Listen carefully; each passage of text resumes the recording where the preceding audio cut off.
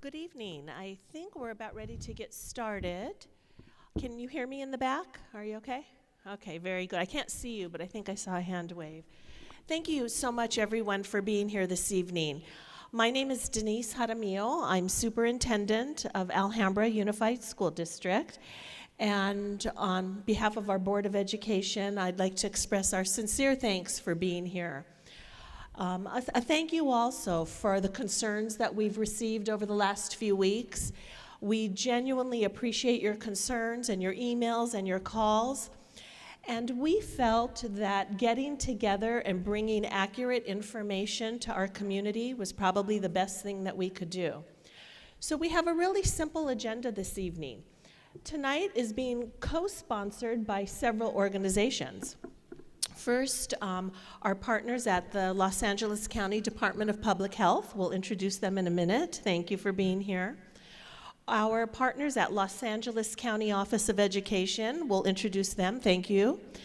But together, Garvey School District and Alhambra School District, we have a long history together, and their superintendent, Mrs. Anita Chu, and I work closely together.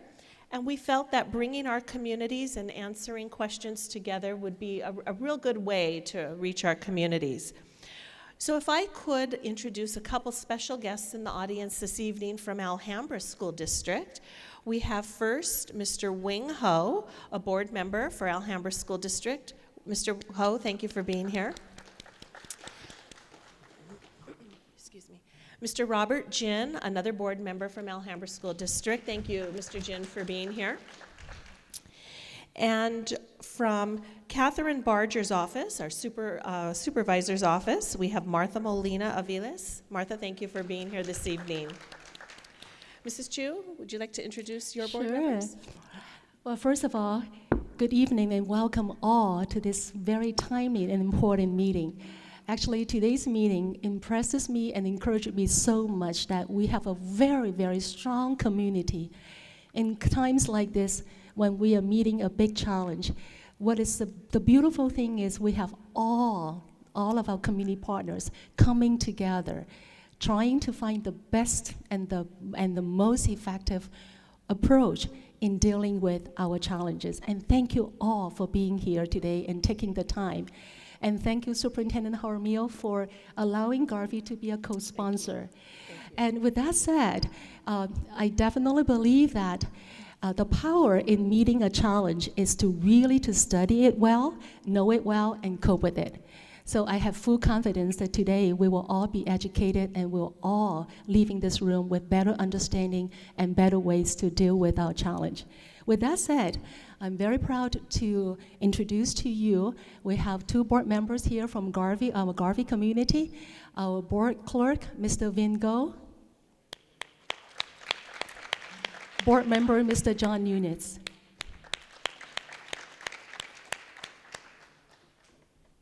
Thank you. I do need to announce that this evening we are recording the presentation, so you will see a video camera in the back, and our hope is that in the next day we will have that posted on our website and other places as appropriate, so you could revisit the conversation that happens this evening. So I'd like to turn it over first to our experts. We have three people here with us from the Department of Public Health who are going to present. And I'm going to start with Noelle, excuse me, my glasses are not seeing in this light. Noelle Bazzini Barakat. She's an RN, MSN, and MPH. Her title, she's a Regional Health Officer for Department of Public Health assigned to the San Gabriel Valley. So Noelle, if you'd come on up and introduce the staff that you have with us today. Thank you.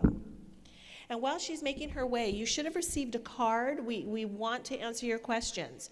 So if you need a card, if you think of a question that you'd like answered, if you'll just put your hand up, someone will get a card to you. We will pick them up, and we'll make sure all of the questions are answered before the end of the presentation. And if you need to write that question in Chinese or Spanish, we have the ability to translate that. So please do that as you need to. Thank you.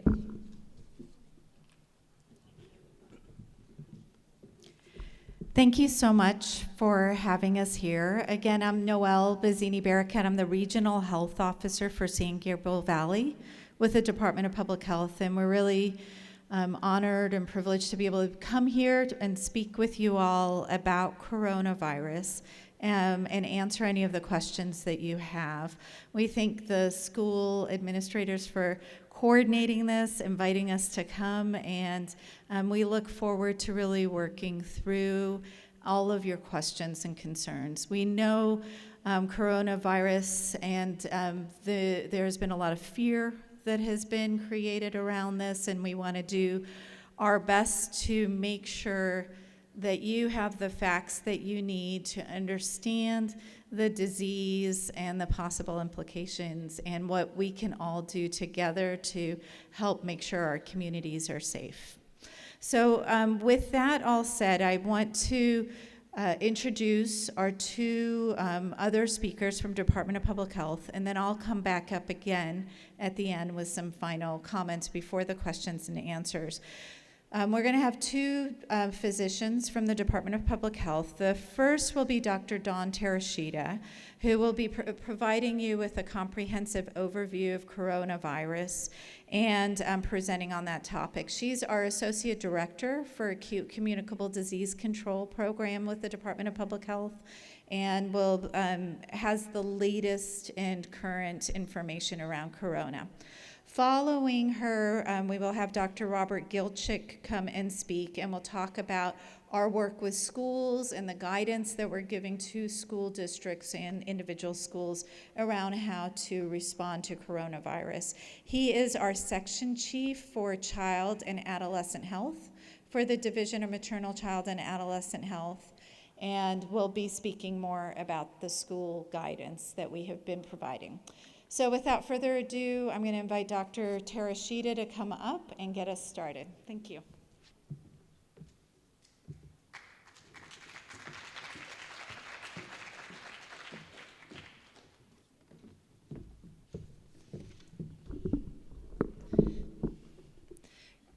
Good evening. It's nice to see everyone. As Noelle said, my name is Dawn Terashita. I'm the Associate Director of Acute Communicable Disease Control at Los Angeles County Department of Public Health. And thank you so much for inviting us to come and talk about novel coronavirus.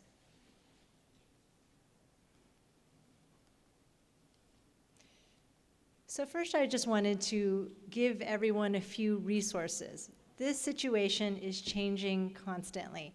It actually changes day to day. The numbers change. The guidance changes. If you're confused, and a lot of people are very confused, these are some websites that are very important to remember. You can always go to our website, which is the Los Angeles County Public Health website at publichealth.lacounty.gov. The CDC is a website that we always refer to. And then lastly, the WHO has very good, up-to-date, current information.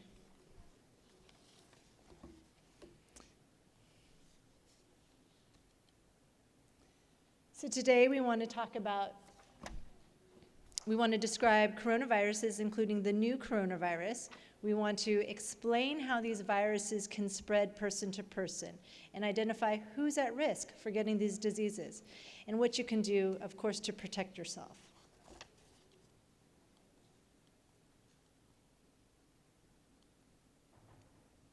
Sorry, it's a bit laggy.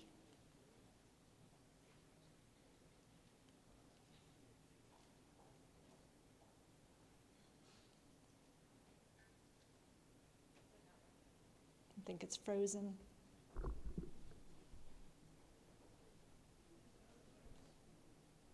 Oh, there we go. Okay. So what are coronaviruses? Well, you can see from the picture, coronaviruses are a virus that look kind of like the sun, which is how they get their name. Most coronaviruses infect animals. You can see this in the news. They infect bats. They can infect civet cats, other animals. Usually they do not infect people, but these coronaviruses evolve and infect humans and cause mild to moderate illness in humans.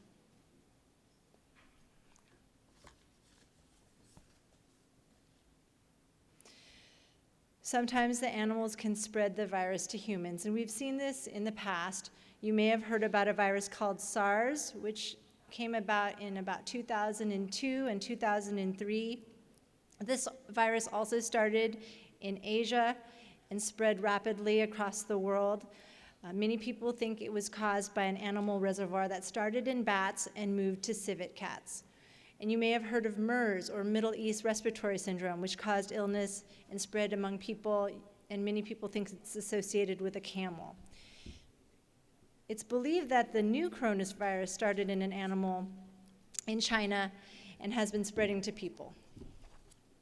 So, what are the symptoms? Well, they're very similar to influenza. They're very similar to the common cold.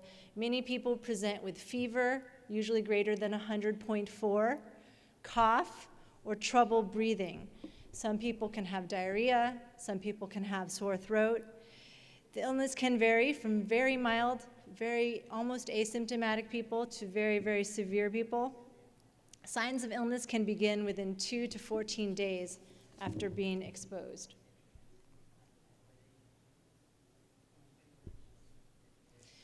They spread from close contact with people. And this is something that everyone is worried about. How do I get it? How do I protect myself from getting coronavirus? Well, you get coronavirus from inhaling droplets that are infected with coronavirus. So this can happen when someone who is infected sneezes and you breathe it in, or coughs and breathe it in. There's also ways of getting it where you can touch something that's been contaminated and then touch your face or your mucous membranes. It's similar to influenza. Investigations are really ongoing to understand how easily this current novel coronavirus can spread, and we don't know a lot at this point. Is there any treatment? Unfortunately, at this time, there's no treatment for coronavirus. There are some experimental treatments that are being trialed. There's also no vaccine.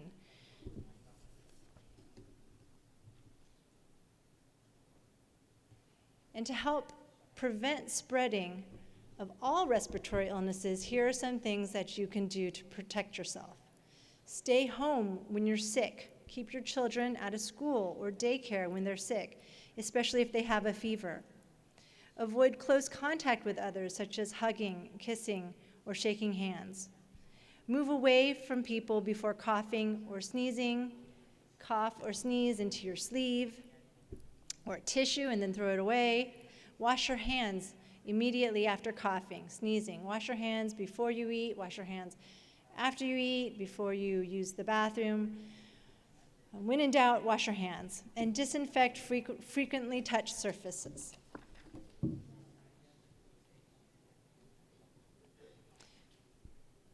So, hot off the press, the virus has already changed its name.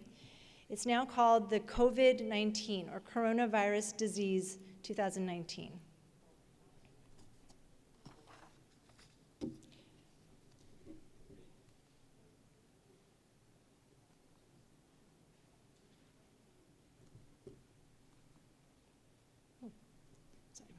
Doesn't like animation. So what's happening with the COVID-19? You may remember that at the end of December, we heard of the first few cases coming out of China. It was reported as an outbreak of pneumonia caused by a new coronavirus, and it started in Wuhan City in Hubei province in China. Since then, thousands of cases and hundreds of deaths, thousands of deaths, almost all in China and Wuhan City, have been associated with this new coronavirus. The latest reports today have been over 60,000 cases and over 1,000 deaths. The cases are continuing to increase. We have had 15 cases in the United States, 8 cases in California, with one case being in Los Angeles County. For updated case counts, you can visit our website or the CDC's website.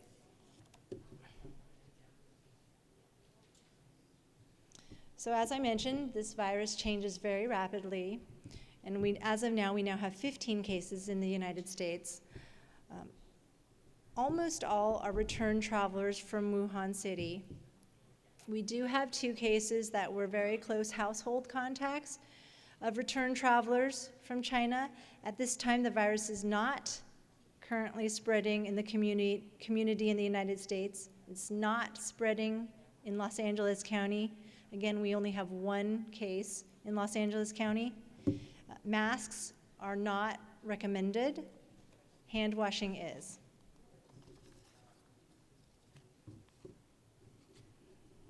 And we've been working very hard to make sure everyone is very safe. Some of the things we're doing include partnering with the CDC and the California Department of Public Health. We've been communicating with our CDC Customs and Border Patrol, CBP, at the airport at LAX, who have been screening travelers, which I'm going to mention in a minute. We've been working closely with our hospitals and other healthcare providers, making sure we quickly identify potential cases and ensuring proper infection control. We are following up with people who have been, who might have been infected, including people who have traveled. And we've been educating our partners in our community, like we are doing at our schools and universities. And how do you protect yourself? Well, one, be an informed traveler. So before you travel, go to the CDC website for guidance. Currently, the State Department recommends that no non-essential travel to China. No non-essential travel to China. Now, if you are traveling to one of the affected areas, follow the instructions given to you by CDC, Customs and Border Protection, and your local public health department. If you were in China or the affected areas within the past 14 days, practice social distancing. Stay home from school, work, and public places. If you feel symptomatic, if you have a fever, cough, or difficulty breathing, and you've been to one of the affected areas, you should contact your medical provider and call before you go to make sure appropriate infection control is performed.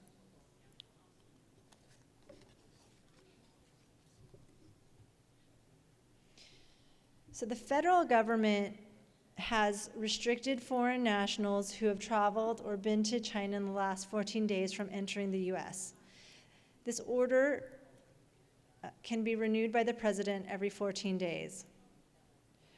All US citizens who are returning from China and their close family must enter through one of 11 airports. LAX is one of these 11 airports where they will be screened by Customs and Border Patrol.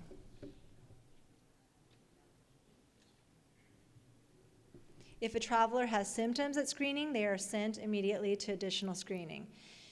If the travelers were in Hubei province at any time in the past 14 days, they are quarantined at a secure location and monitored for symptoms in the 14 days following their last exposure.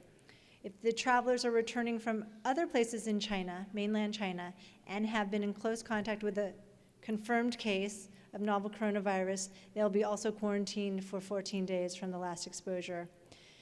If a traveler is returning from any other part of China and they have not been in close contact with a confirmed case, they will be allowed to travel to their final destination, where they will be monitored by Los Angeles County Department of Public Health and asked to stay in their homes and avoid public places for 14 days after their last exposure. There have been a lot of questions about that, and we will have opportunity for question and answer after. Always practice healthy daily habits. So again, I can't stress this enough. The best ways to protect yourself are to wash your hands. Properly washing your hands is using soap and water and rubbing your hands together vigorously for 20 seconds. Again, after going to the bathroom, before eating, after blowing your nose, coughing, or sneezing. Avoid touching your face. Don't touch your eyes, nose, mouth. Limit your close contact, like kissing or sharing cups, utensils, or with people who are sick, and get immunized. Even though there's no vaccine for novel coronavirus, there is a vaccine for flu. And we have many cases. We are in the peak of our flu season here in Los Angeles and throughout the country. And many of our cases who have been suspect coronavirus cases have actually been influenza.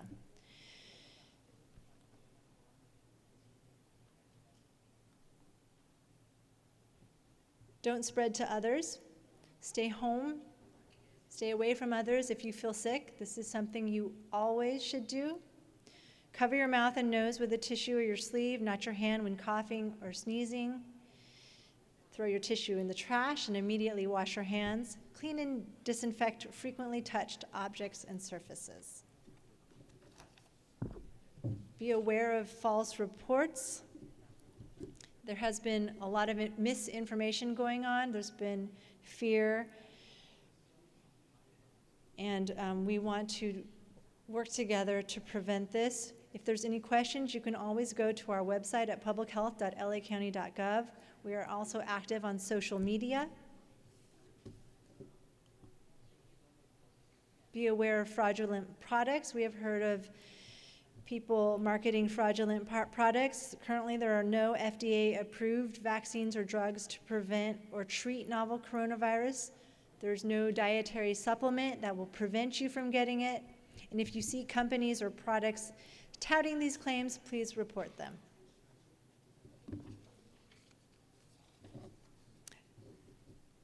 The information is changing constantly.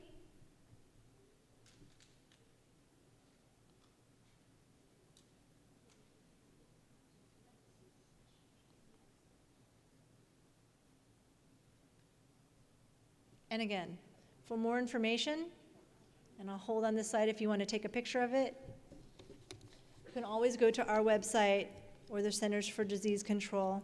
We also have an information line, 211, you can dial if you have questions about novel coronavirus or if you have questions about where to find a healthcare provider.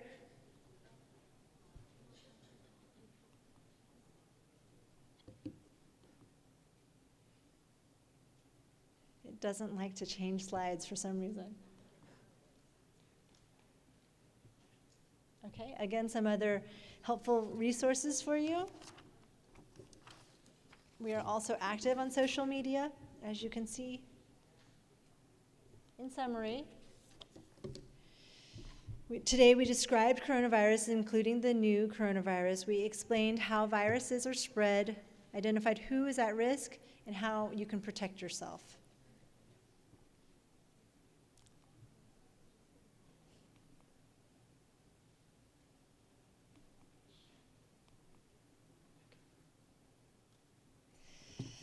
And that ends my presentation. So, thank you. Dr. Gilchick?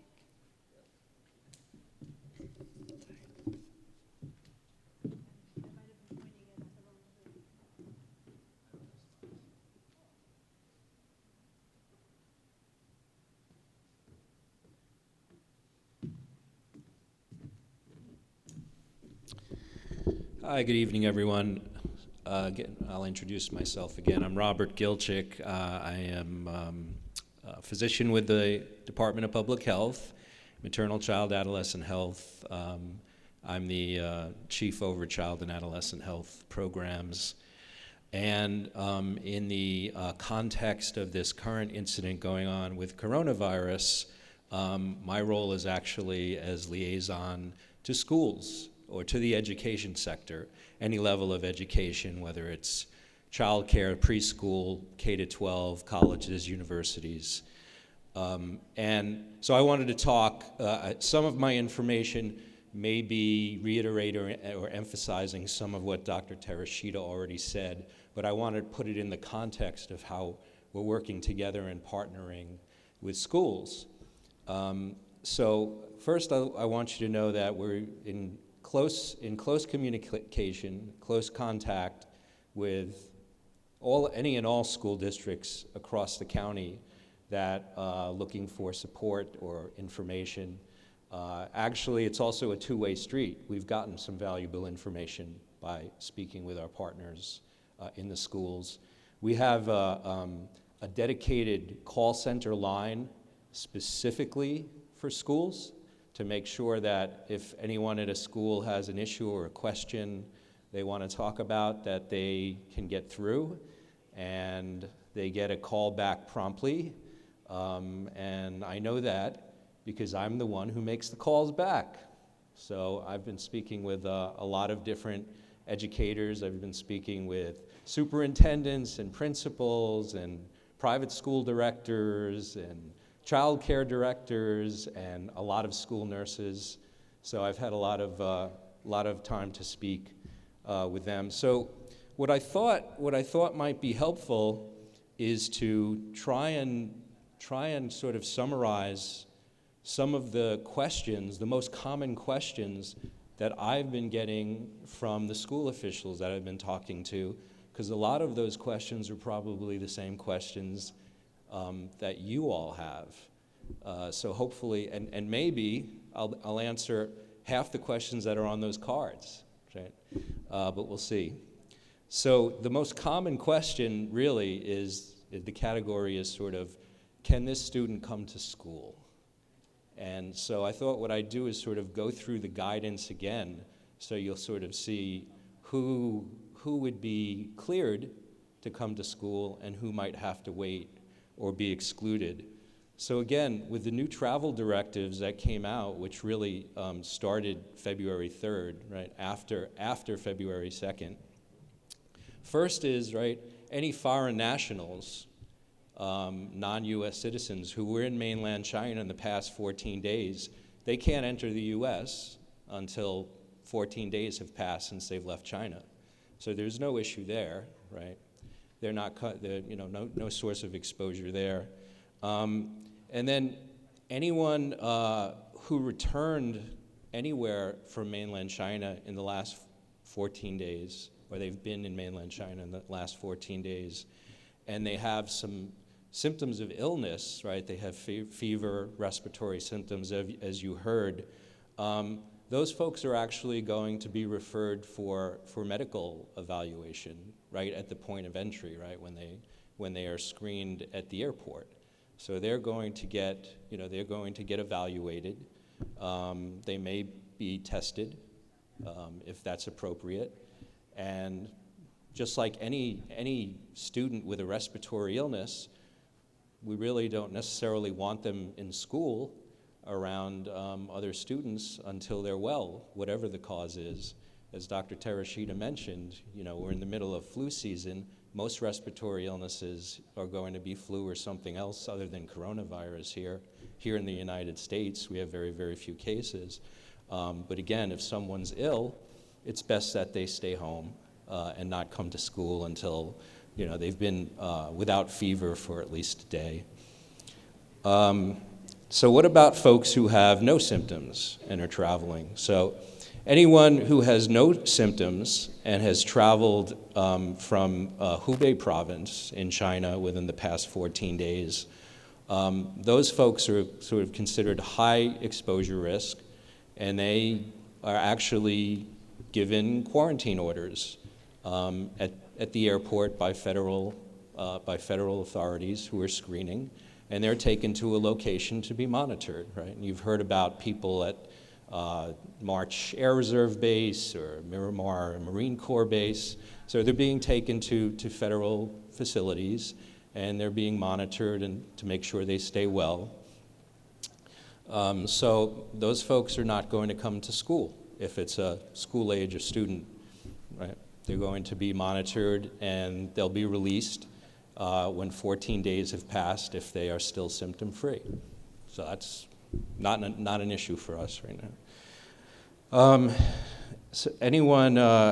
So how about someone who has no symptoms, right? They're coming back from mainland China within the last 14 days, and other than Hubei province, anywhere else than so Hubei, Wuhan city, and the surrounding Hubei province, of course, is where the center of the outbreak is at this point in time and where most of the cases are. So that's why that province is treated differently. But if they're from anywhere else, if they've traveled from anywhere else in mainland China other than Hubei, and it's before February 3rd when the new directives went into effect, and again, they're symptom-free, they don't have any restrictions because the directives hadn't gone into effect. So they're free, if they're well, they're free to return to school, and many have already. So why would we treat people differently if they traveled on February 3rd versus February 2nd? There's a reason, because there's been a big explosion of cases over just a few days around that time period.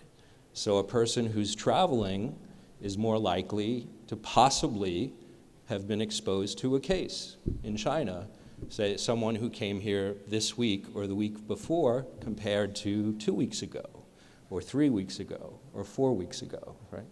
And that's why we have somewhat different directives for people who have traveled here more recently compared to people who've traveled here a few weeks ago. So that's someone who's traveled here before February 3rd, right? So here's a question that I'm getting repeatedly, and I hear the educators are getting them as well. Mom or dad or brother or sister or someone else in the house has returned from mainland China after February 3rd, has no symptoms, right? So they're fine right now.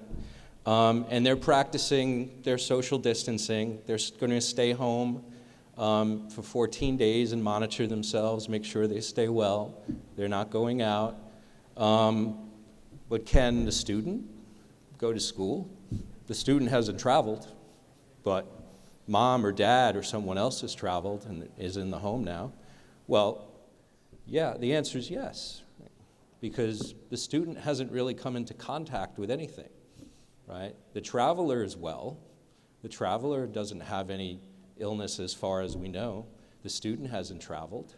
They just happen to be in the home. They're okay to go to school.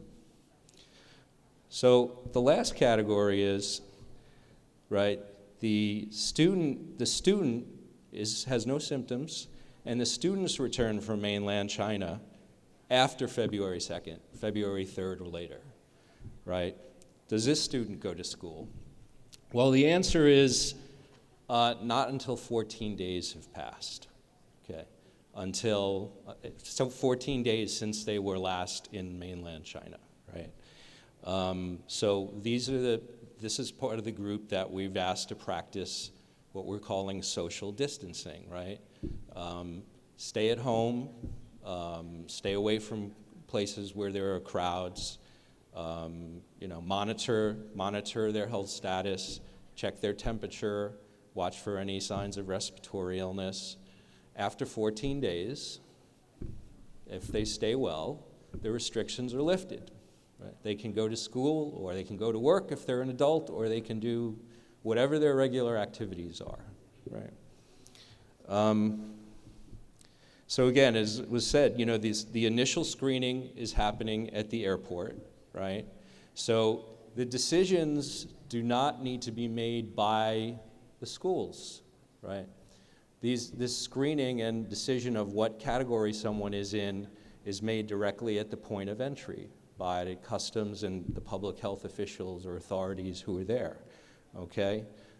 So DPH is not calling every school district or every school all over the county, informing them that there's a traveler who came back on a certain date and this is the instructions they received. There's a few reasons. One is a resource issue. There are many, many, many schools in Los Angeles County. There are many people returning from China. And we would not be able to do it justice to be able to call every school. And there also are confidentiality and privacy issues, right? We have to respect everyone's privacy in terms of what their medical or health condition is. So here's the transparency. As you heard, this is a issue where things are changing rapidly. Things are changing daily, sometimes more than daily. Precautions are being put into place. The system probably has not operated perfectly. There may be travelers who haven't received all the guidance they needed to receive. There may be travelers who were not clear on the guidance that they needed to receive. There may be travelers who were a little confused about the guidance they needed to receive. DPH is in the process, as I said, of contacting and monitoring all of these travelers who have been released to go home and asked to social distance, right? There was a large influx of travelers initially. We are catching up on all of the contacts. So this is why I say this. So what if one of these students actually ends up coming to school? Right? I've gotten some calls, a few, who have asked, where the school has asked me, is this student, I'm not sure if this student should be here. The student was, the family said they traveled and they brought the student to school. So let's look at that. So these are asymptomatic students, right? They have no symptoms. Any risk of transmission is low. The school can and has called the public health department for recommendations, right? I've gotten those calls, I've answered those calls, and I've responded to those calls, right? The student can be, kept separate at that point. The student can be removed from class if they've entered class. I don't know that they have. I think that I've gotten calls from school nurse or others at the school to double check, which is a good idea. That's why we have the call center, right? That's why we are responding rapidly. So the student can be kept separate. The parents can be contacted. The student can go home, right? Not, that's the right thing to do, but it's not necessarily an urgent, an emergent situation. None of these students, and there's only a few that I'm aware of, so none of these students have gotten sick that we know of, or exposed others to their illness because they haven't been ill. Not aware of any negative consequences as a result of the few students who may have come to school. And the matter can be handled and has been handled and corrected very quickly without any significant incident or stress. And as I say, I think as time moves on, we're catching up and getting in touch with all the families that need to be contacted and to make sure they understand, what the guidance is. And in virtually all cases I'm aware of, people are very cooperative once they understand, what the issue is and once they understand what the guidance is. Nobody wants to, cause transmission or an infection if it can be at all avoided. So that's actually what we've been doing working with schools. We've also been updating schools regularly with approximately once a week telebriefings from our leadership. Those invitations are sent out to all school districts, all school officials at every level. And we've gotten a lot of good turnout for our telebriefings to give updated information. So we're working very closely. This is understandably, a fearful situation, but I think it needs to be placed in context. There is one case, as Dr. Terashita said, there's very few cases in the US and only one case that has been identified at this point in time in Los Angeles County in a traveler from China, from Wuhan, China. No LA County resident has been a case. There's been no community transmission between people in Los Angeles County. That's the situation at the moment.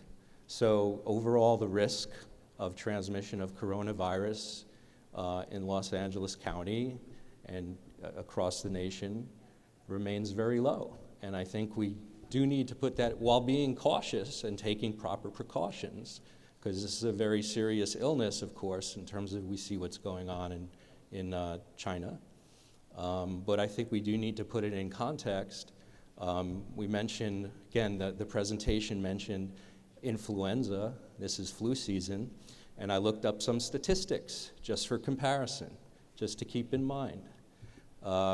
These are from the CDC. I looked them up on the website today. In the first few months of influenza season this year, there are estimated to be 20 to 30 million flu illnesses across the United States. There have been about 200,000 hospitalizations due to flu across the United States. There have been about 20,000 deaths due to flu across the United States. So we do need to be cautious, and we do need to take preventive measures to make sure that we stay healthy and our families stay healthy and our students stay healthy. But let's remember what the biggest threat is at this point. So I hope you've all gotten your flu shots, and you still can get a flu shot. There's still time if you haven't done it yet. So I'm going to leave it at that. I hope I've answered a lot of the questions that have been on people's minds, but we'll have plenty of time to respond afterward, and look forward to that. Thank you very much.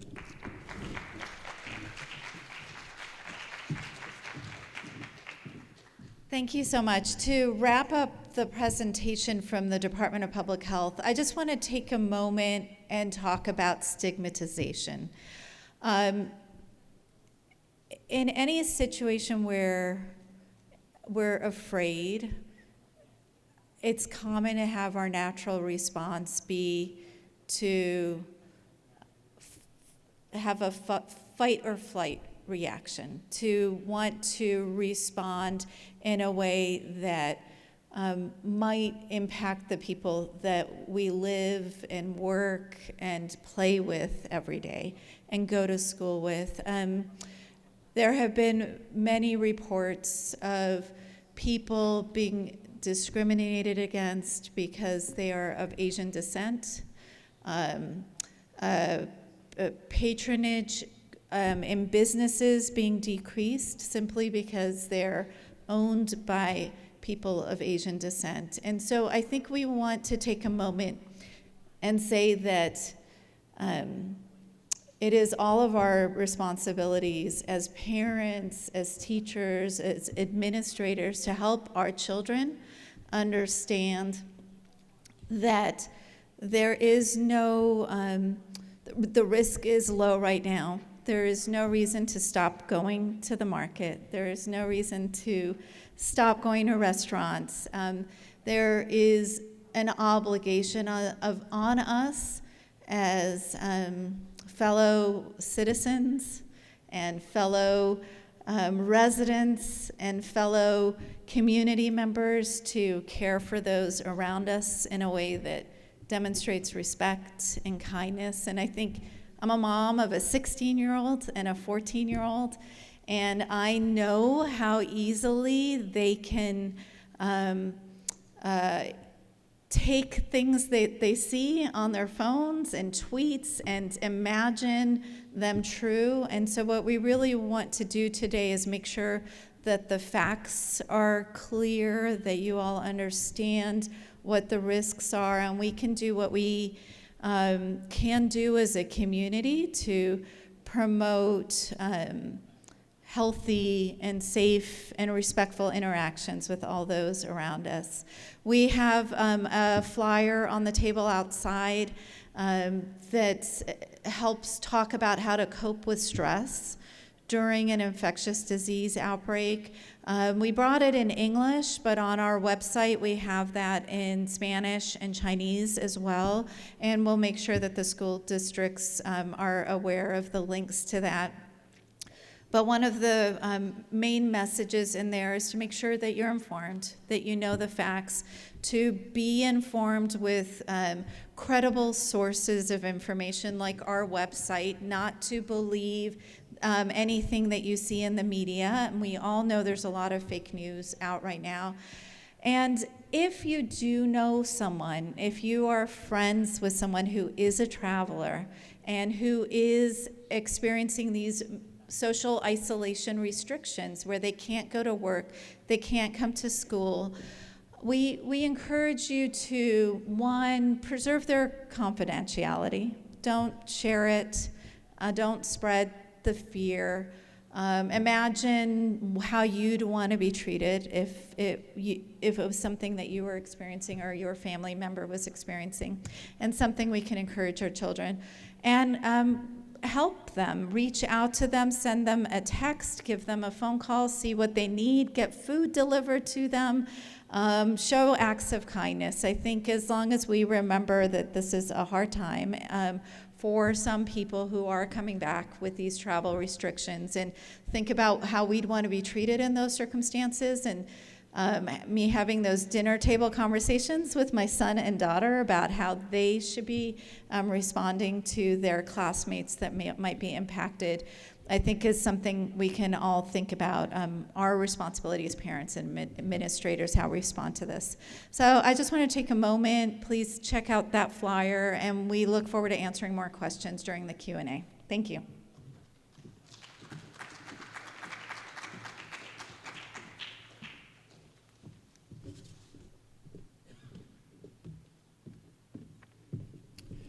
Okay, before we get to the Q&A, I wanted to invite up our partners from the Los Angeles County Office of Education. The way our school districts are organized, all of Los Angeles County falls under Los Angeles County Office of Education, and we count on the county to give us guidance on many issues that face our schools. So in addition to talking with the Department of Public Health for the medical advice, we've been talking closely with the Los Angeles County Office of Education on how that impacts our schools and how we should practice assisting with the social distancing and the quarantine and general practices within the school. So with us today is Mr. Arturo Valdez, the Deputy Superintendent from Los Angeles County Office of Education, and Mrs. Susan Chides, who's an RN, and she's in charge of health services for Los Angeles County. So, Mr. Valdez.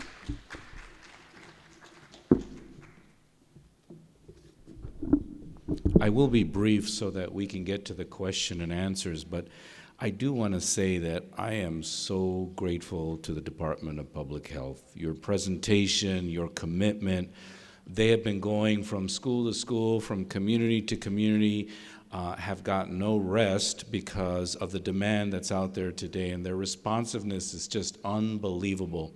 I know that just hearing your presentation, I feel better about being educated about what I should do or what I should not do, and I think that's meaningful to everybody. And for those that are here today, we have a responsibility to share with others that weren't able to come today about the information and where to seek it. Education is a powerful, powerful tool. And the Department of Public Health is really showing us that they're willing to come and give us up-to-date information. And I love that they say it changes day to day. But guess what? We're going to get that information updated day to day. I think the relationship that we have with our 80 districts, there are 80 districts in LA County. There's 1.5 million K-12 students in LA County. And I can tell you that we have a really good relationship with all of them. I can't say enough about the two districts that are here today, Alhambra Unified and, of course, Garvey School District. They're phenomenal in the work that they do. But the one point that Department of Public Health brought up, which I appreciate at the very end, was about making sure that all our kids are safe. The one thing that the LA County Office of Education will never accept, never, ever, ever in 100 years, is any type of bullying that goes on or really identifying certain groups. That is unacceptable, and we have worked with our districts, not just today for this, but in the past years to make sure that we work with all our districts to really empower them with the tools they need so that we as adults can really be role models for our students every day. It's critically, critically important. I think the worst thing is really fear itself. But through education, that fear really just dissipates. So thank you for that. I want to ask Susan Chides, who is our LACO nurse representative, to come up and just to talk to you about how the communication is with all the districts and the supports that we have. If this community ever needs the LA County Office of Education to come out again, we are more than willing to come out next week or in 2 weeks, and we will partner with you to make sure that you have the resources available. We do feel that schools are safe places. If you still after today have issues, concerns, please come to the school and talk to the professionals here, the principals, the teachers. They have good information that they'll be willing to share with you. Susan Chides.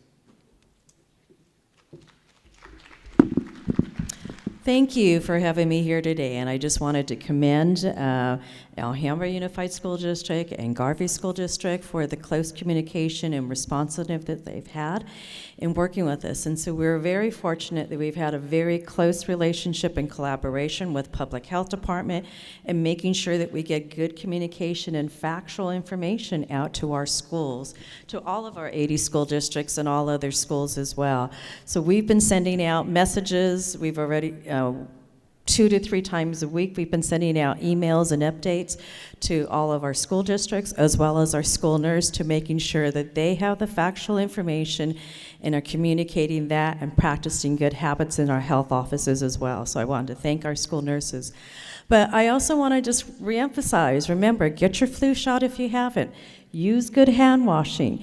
Use your good etiquette in keeping healthy habits. And so that information that we're practicing, staying home if we're sick, that those are good practices not just for coronavirus, but for any illness that your child or you may be having.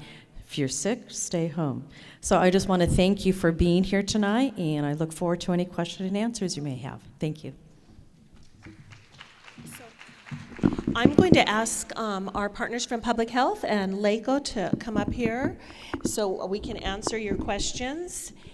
And I think, Mrs. Chu, I'm going to ask Mrs. Pat Mahoney, our Assistant Superintendent for Alhambra School District, to answer specific questions about Alhambra. Thank you. And did you want to come up also? Some of the questions are very similar, so what I'll kind of clump them together for ease of understanding. Okay. So I think this might be one for public health. What if someone doesn't want to social distance? What if they keep going out?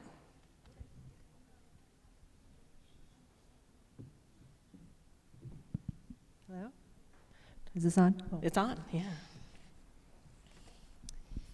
So the answer is, it depends. There's a variety of different people that we've been following. As I mentioned, we have a single case in Los Angeles County. We have a few people who have symptoms. We have a few people who have traveled who have no symptoms. I think Dr. Gilchick described that to everyone. So the answer to how we follow up depends. It depends on the person we're following. And so there's no one answer. But if a person is someone we advise to social distance and stay at home, we are the ones who are following up with them. We have public health nurses, we have investigators who follow up with them. I think the important message here is that we are not asking you to police them. We are not asking you to tell on them, or we are not asking you to arrest them or something. We are following them, and if you have concerns, you can call us. If they have concerns, they can call us, and we will work on it on a case-by-case basis. Is it on or okay? I just wanted to add, that's a perfect answer, I think, but I just wanted to add that my experience thus far has been quite the opposite. Again, any time that it seems we may have discovered someone through, just through talking with school officials who may have gone out, it's probably because they really didn't know what they were supposed to be doing. And as soon as they get the proper guidance, they cooperate. Because after all, who wants to hurt their neighbors? Who wants to spread an illness? No one, really. So, that I think that now it's still a fair question, and as Dawn said, public health is monitoring these folks and will follow up if needed if someone isn't practicing the proper precautions. But I've heard about a lot of families who've gone overboard. They've gone the other way. There are people who came back, who had been in China and came back to the US like back in January.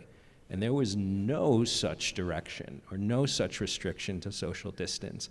And they still stayed in their homes for like 2 weeks because their neighborhood, their community is important to them. And they see what was going on in China. And they don't want that to happen here. So I think that people will go out of their way to keep others safe more so than want to put other people at risk. that's been my observation working with the school and community partners. Thank you. How is a case being confirmed? What is the definition of a confirmed case?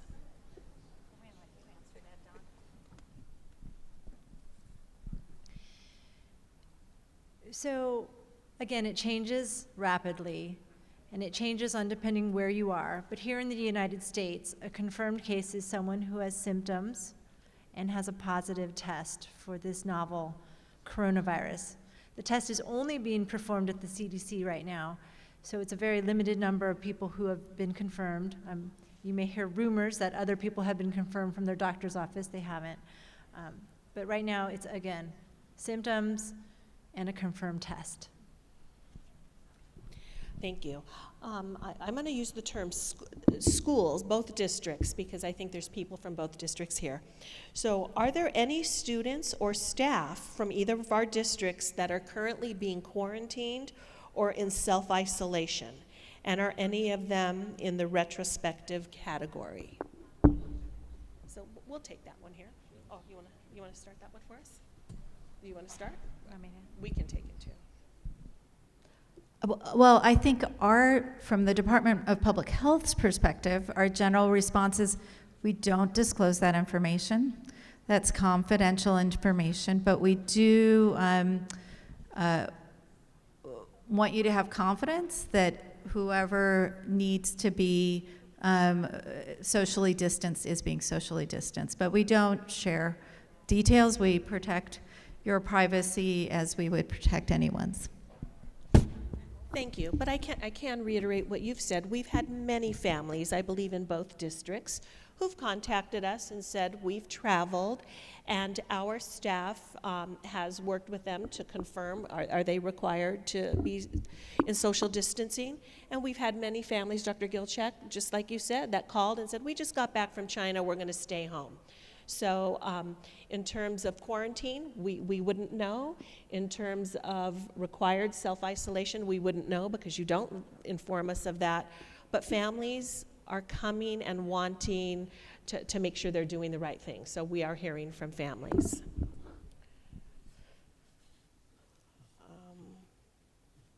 Okay, I'm gonna go with the next one.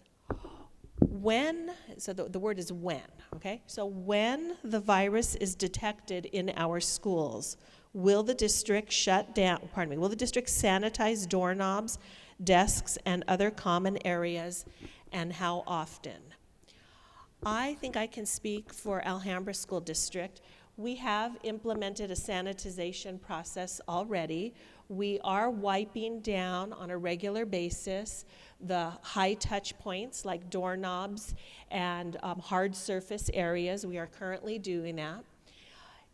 I'm going to change the word here that was when to if there is a case detected.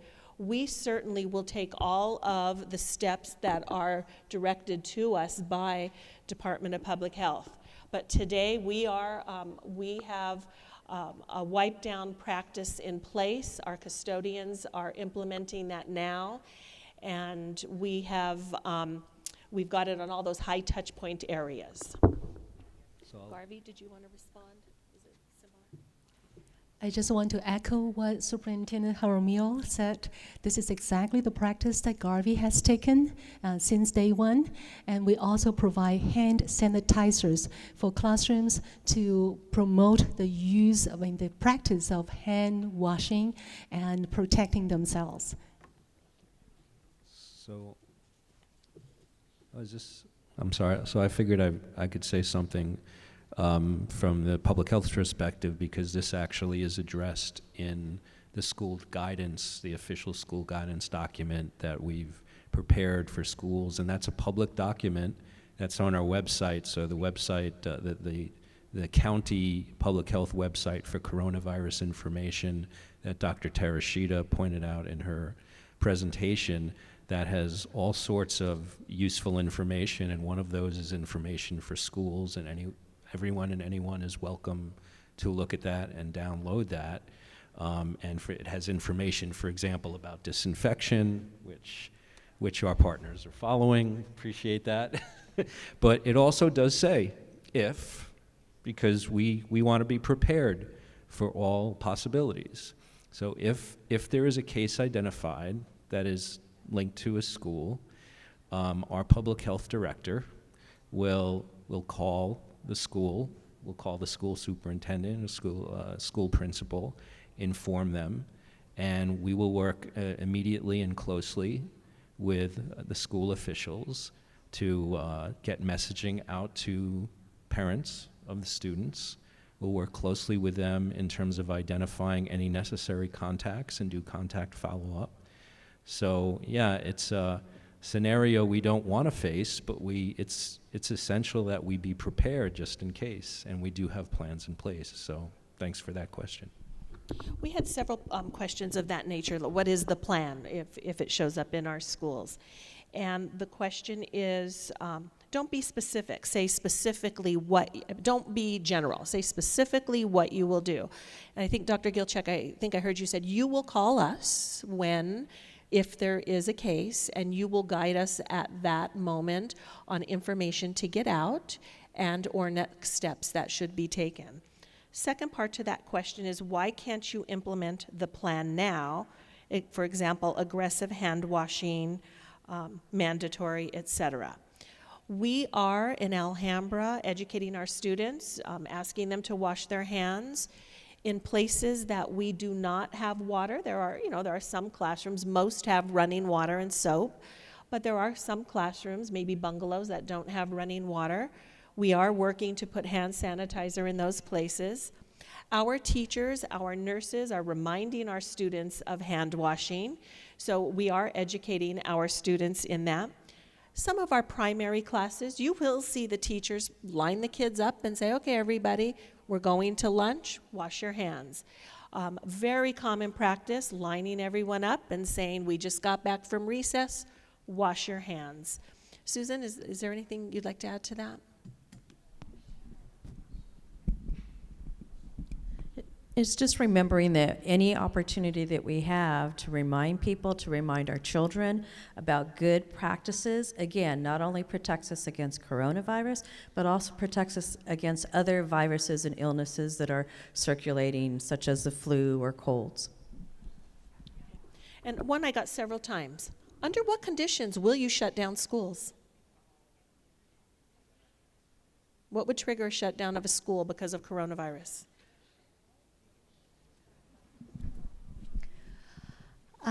That's a great question. Our plans build on the number of cases and the numbers that have been impacted. So as Dr. Gilchik said, what we would do immediately at the point that there's one case is notify the school, work to identify who that person may have been in close contact with and exposed, and follow those students. At this point, there isn't a reason why we would consider closing a school, but we would work through each of those scenarios and study what's going on and understand what the risks are and work through it with the school district as we process through the situation. Dr. Terashita, do you feel like from all the other experiences of all our other outbreaks, from tuberculosis to many, many other things, we've never been in a situation where we haven't been able to contain it quickly enough to prevent it from spreading? Yeah, this is a very good question, and I think we've gotten it from our community partners a number of times. It's hard, and it depends, because we have to balance our kids and our students and them learning and them not being fearful with potentially getting a very severe disease. So there's a lot of factors that depend. We are future planning for different scenarios depending on what may happen with this novel coronavirus. We don't know. None of us have like a crystal ball to look into, but we have some plans. Again, we talked about our single case. We talked about maybe a few more cases, what we would do. I think the most important thing for everyone to know is that we will be working with our partners, including the education partners, the schools, your principals, your superintendents, your teachers, to make sure that we are all safe. And it would just depend on what the situation is, how severe the illness is, how many people are getting it, that sort of thing. I would also just like to emphasize again that if you hear something or say, oh, I heard there's an outbreak, please make sure you verify with the school or with public health. They're not going to tell you names of anything, but they're going to tell you, is there been a confirmed case? Has anything happened? And so we want to make sure that it's factual information and we're not just stirring up rumors of, oh, I heard this, or oh, I heard that, or so-and-so said this. We want factual information. And I can say that public health has been responding immediately to LACO and to schools to make sure we have factual information. And they will be immediately, if there's any concern regarding a school, contacting the school immediately, and I'm sure your school superintendents will be getting out information immediately to you as parents as well, because we want to be transparent, making sure you're getting accurate information, because our priority is making sure that we're keeping our students and staff safe. So thank you for your quick response on everything, especially if we have to go to that route. I don't think we will, but just in case. A couple of related questions. Is coronavirus airborne? And will Clorox help to disinfect? Will Clorox help to, disinfect? And what is causing the death of the virus? Or the death, I believe it's the death of the virus? Yes, it's the people, I guess, the people. Yes. Uh-huh.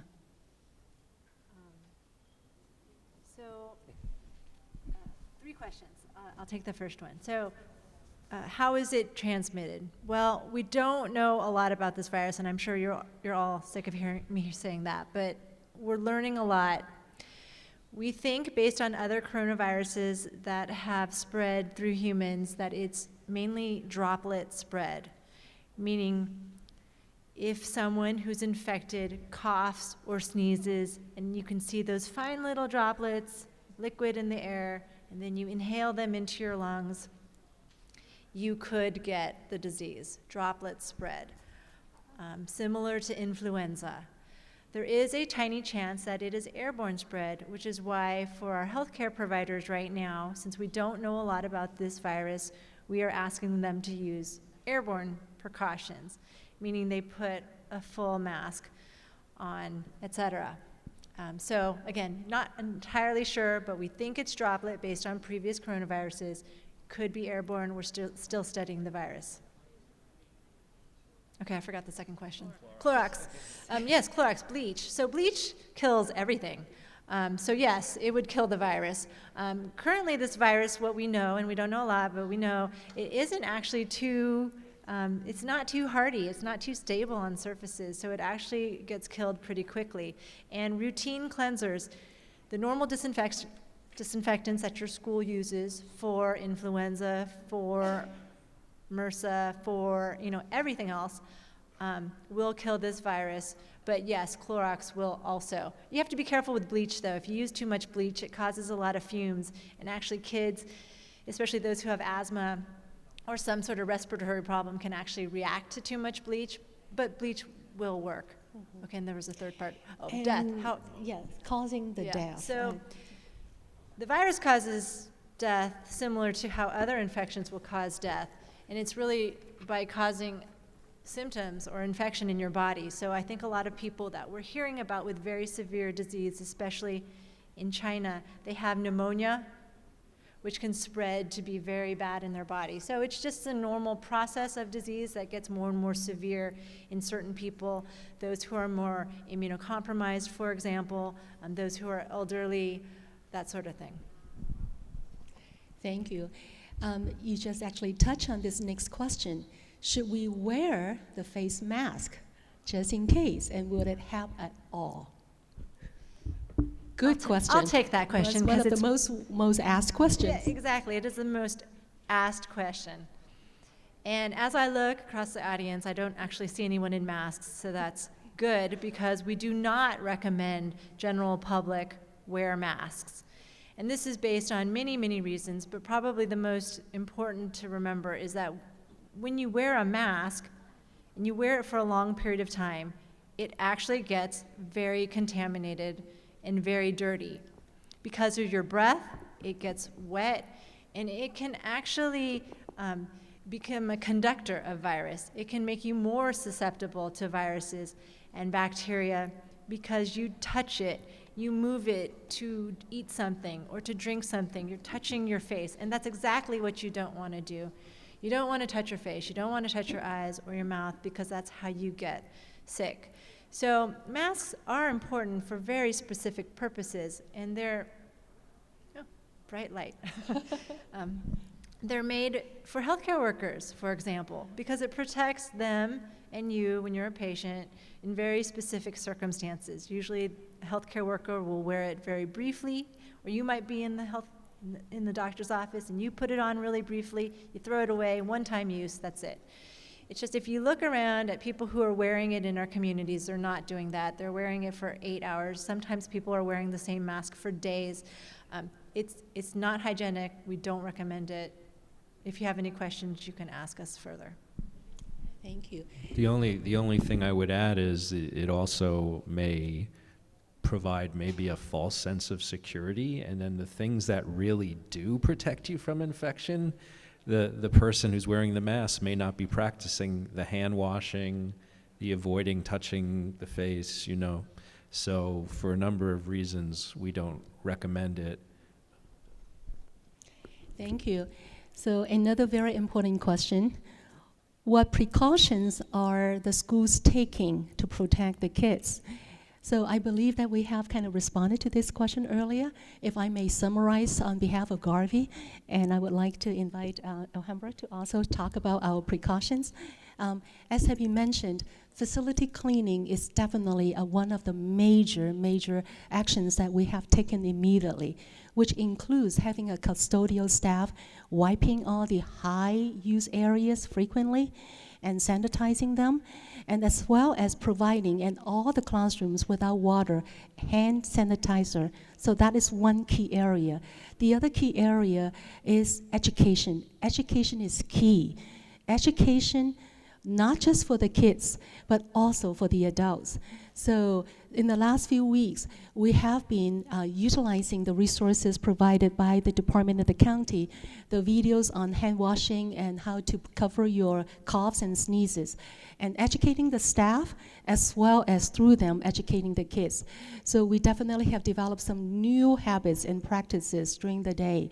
And in addition to that, posters, nurses, we have a very well a pool of health resources at our sites, and they have been working together and being a part of the communication, close contact, attending all the telebriefing, getting the updates from the county and the department on all the new developments. As we heard repeatedly today, it's changing. So we definitely want to be updated of all the new developments and all the requirements, especially with the new travel, the directives. So in that sense, you know, we have been in parent meetings. This has been one of the agendized items. And discussion on masks, how useful they are and how they may be misused and causing more harm. So those are the few things that we have been working on very hard. And I'm going to invite to see if Alhambra would like to add anything to the list that we just shared. Alhambra Unified School District, as stated earlier this evening, is doing several different ways to protect children at schools. Number one, our facilities department is disinfecting high-touch areas such as doorknobs, tabletops, desks. Secondly, we're asking students and staff, again, to wash their hands. That is the best protection. Wash their hands throughout the day. Avoid touching the face, their eyes, their nose. If they do cough or sneeze, to cough using their armpit, coughing or sneezing inside their shirt, or using a Kleenex. We're also asking parents and students if they are sick and have any symptoms of flu or fever to stay home and not to come to school until the fever has been gone for 24 hours. without the use of any over-the-counter Tylenol or Motrin. I think that's everything we've summarized. The next question is for schools, and perhaps DPH can also answer it. The question is, with many countries banning entry or requiring mandatory quarantine for people entering from China, what makes the district believe that similar measures are not necessary to protect kids in school who are sharing a confined area with kids who literally got off an airplane from China? So that's the first part of that question. What I can share is what was shared earlier by Department of Public Health, is that families who come back to China, who came back from China after February 3rd, we are implementing the best practices and recommendations from Department of Public Health, and those families are practicing social isolation by staying home and meeting the criteria of 14 days from the time they left China. Is there anything you want to add to that? Okay. The next part of the question is, how do you expect parents to remain calm knowing that there are kids in their child's classroom returning from China with 0 quarantine time while being told about the risk of virus spreading from China? So again, we are trying to provide factual and accurate information to our families and our students. As you've heard this evening from Department of Public Health, there's only 1 case in LA County. We have not been informed that there is any danger or threat to our students or staff in our schools, as there has not been any report of any active cases of the coronavirus. So we are trying to be calm and factual and provide education and implement all the preventative strategies that we've shared with you this evening to help kids and staff feel safe and to keep everyone from getting ill from any contagious disease. Anything you want to add to that, Anita? Okay. Can I add one piece to that? And that is that at the LA County Office of Education, what we're doing is replicating exactly what these 2 districts are doing through the 80 other districts in LA County. And that goes all the way from Antelope Valley, San Pedro, the mountain area, Pomona. We're making sure that they're following the same procedures that these 2 districts are doing, that we're in communication with the Department of Public Health, and that we're making sure that we're following those procedures, because we don't live in a vacuum, right? We live in a larger global community, so it's important for everybody in LA County and beyond to practice those procedures. And Dr. Gilchuk, I'm going to share something you said to me on the phone a few days ago. I don't know if you remember. But I asked Dr. Gilchuk a similar question, and he said, Denise, we've known about this for a few weeks now, and how many cases have come into the county? And I said 0, since that conversation. There was the 1 at the airport, but none have made it into the county. So he said our border practices are being implemented. And so we're not saying it'll never happen, but that put that into perspective for me as well. So I thank you for sharing that. There are many questions in the same theme, but there's a couple that are a little different. So I think we'll answer those for the sake of time. Are there any DIY formulas that you might recommend for hand sanitizer in case things get sold out? LA County currently recommends that you use a hand sanitizer with 60% or higher alcohol content. There's a lot of other products out there. We don't know how well they work, so our current recommendation is look at the label, and 60% alcohol or higher should work for you. 60. Yes, 60. Hand wipes. There was a question about hand wipes. One classroom is using hand wipes. Do you recommend those? Yeah, I would say the same thing. Look at the label. Make sure it's 60% or higher alcohol. And you are correct. It is difficult to get hand sanitizer. We've experienced that with our ordering as well. This might be a Susan Chida's question. There's a lot of coughs and sneezes in all the different classrooms. How can schools, students or school can the school go up to a student and say, you're coughing, you need to go home? Well, We want to look at what their symptoms are. So if we have a student in the classroom who's coughing, who's not feeling well, then we would ask them, send them to the health office. We're not going to say, oh, you need to go home. We're going to say, come to the health office and let's check them out. Do they have a fever? Are they having any respiratory difficulty breathing? Again, are they coughing? Because sometimes we do once in a while have kids that will cough and then they come to the health office and they're perfectly fine. They're socializing, they don't look sick, and those are the ones we're going to send back to class. But if they are sick, they do have a fever, like with any illness, then we're going to ask, the health office staff is going to call home and say, please come pick up your child, make sure they stay home, fever-free for 24 hours before they return to school. Thank you.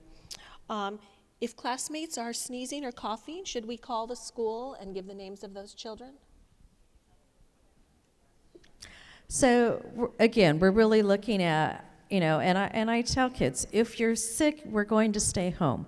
But just like with you at work, if you have a fever, hopefully you're staying home. But if you have a sneeze or a cough, no fever, and you're still generally feeling okay, you might probably going to work, and same thing with children.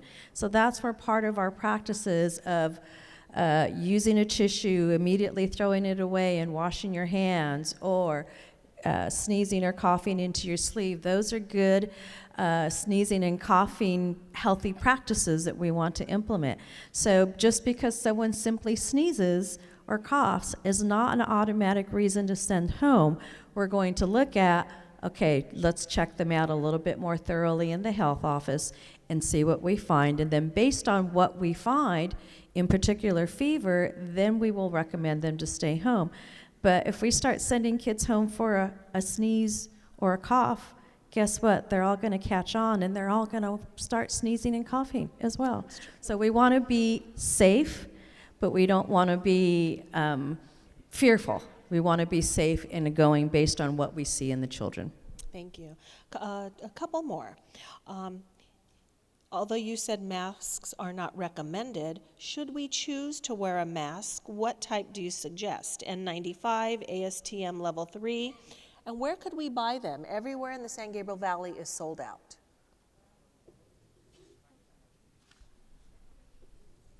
Well, that's hard to answer after I just said don't wear a mask. But, I mean, first of all, an N95 mask, that's very specific for healthcare providers. It's for airborne transmission. You have to be fit tested. So if you're not fit tested, if you haven't been tested for this, you should never wear one.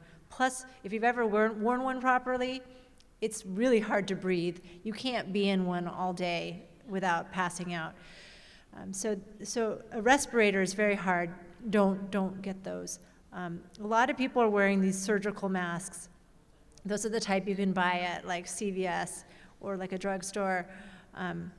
Again, we don't recommend you wear them, but what's commonly being worn is a surgical mask. Okay, two more, and then actually three, and then we will thank you for your evening. Does the coronavirus spread only during the time when the infected person shows symptoms, or could it spread during the time prior when the person is asymptomatic? And that would then beg the second question. Well, that's like the million-dollar question. Everyone wants to know this, and we're not sure. There were some early reports that were reported in the New England Journal of Medicine that suggested a single incidence of possible asymptomatic spread. But that article in the New England Journal of Medicine has since been disproven. They re-interviewed the original case, and she actually indeed had symptoms when she exposed the other people who got novel coronavirus. So right now, we think it's only symptomatic people who can spread the disease. Now, I'm not going to give you a 100% guarantee on that because there's so much that's unknown about this disease. But based on other coronaviruses and based on what we've seen so far, it's really symptomatic people who can spread the disease. It does not spread when you're asymptomatic. Okay, so then the question, if a traveler comes in on an airplane, the same plane where someone came in from Hubei, how do airport customs know that the traveler didn't get infected while they're on the plane with a person coming in from Hubei?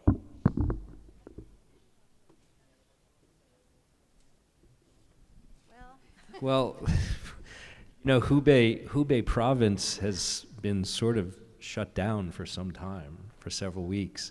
So there's been no travel in or out of Hubei. So it's really, you wouldn't have travelers from Hubei province and also from other parts of mainland China on the same plane.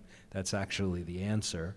So, there was I think some, well-publicized flights of, US nationals who understandably wanted to leave Wuhan and Hubei and were transported back to the United States. And as I had mentioned, they were all put into quarantine because they had the highest risk of having an actual exposure, right? They were all well, but they may have been exposed to cases, so they were put into quarantine and being closely monitored. People from outside Hubei province, again, have a different risk profile. Of course, there are other places, other cities, other provinces in China that have quite a few cases, but nothing like what's in Wuhan and Hubei province at this point in time.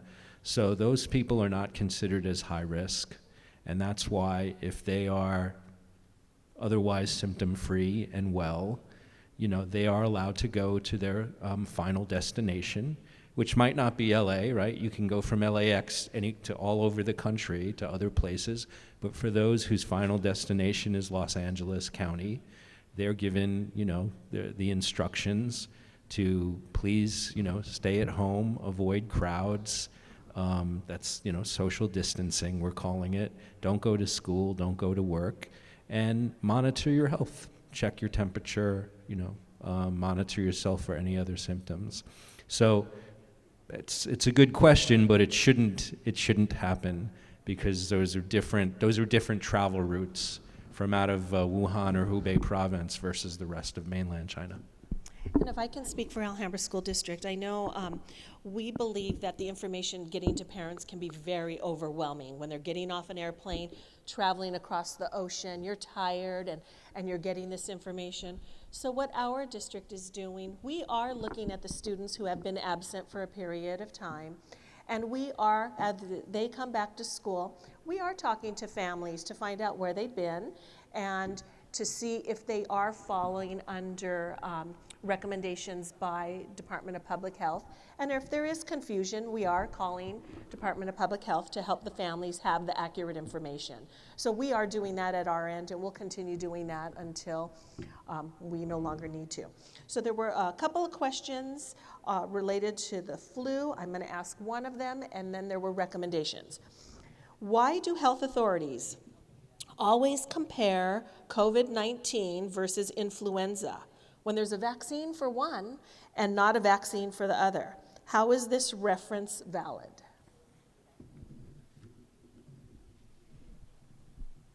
So that's a good question. I mean, these are different illnesses, different viruses.